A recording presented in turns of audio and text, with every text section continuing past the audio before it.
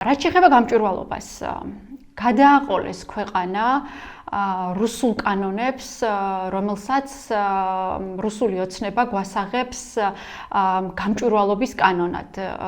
მათ პრეტენზია აქვთ ჩვენს ხელფასებზე, შემოსავლებზე და ამ დროს ის, რასაც ითხოვს კანონმდებლობა, რომ მათი საქმიანობა უნდა იყოს გამჭვირვალე, სწორედ ამას მალავენ, ბლოკავენ.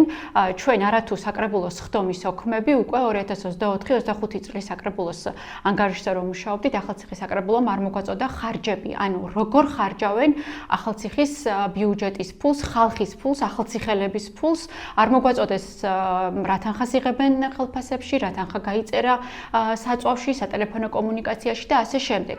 როგორ ხარჯავენ და როგორ შრომობენ, ამასთან დაკავშირებით გეტყვით, რომ ახალციხის საკრებულოში მოქმედი ფრაქციები ისე ასრულებენ მუშაობას, არ ვიცი თუ ბოლო 4 თვეში არ ქონდა ასეთ ფაქტს ადგილი, ისე ასრულებენ მუშაობას, რომ ამ ფრაქციებიდან არც ერთ ინიციატივა ამ დრომდე არ ქონია, არადა მხოლოდ 2 წელში, ანუ იქ სადაც ხარჯის შესახებ ინფორმაცია გქონდა, 700.000 ლარამდე გაიწერა მათ ხელფასებზე, საწვავსა და სატელეფონო კომუნიკაციაზე. ანუ ამ ფრაქციების შენახვა ახალციხელებს დაუჯდათ დაახლოებით 700.000 ლარი მხოლოდ 2 წელში, ისე რომ მათ არც ერთი ინიციატივა არ ქონიათ.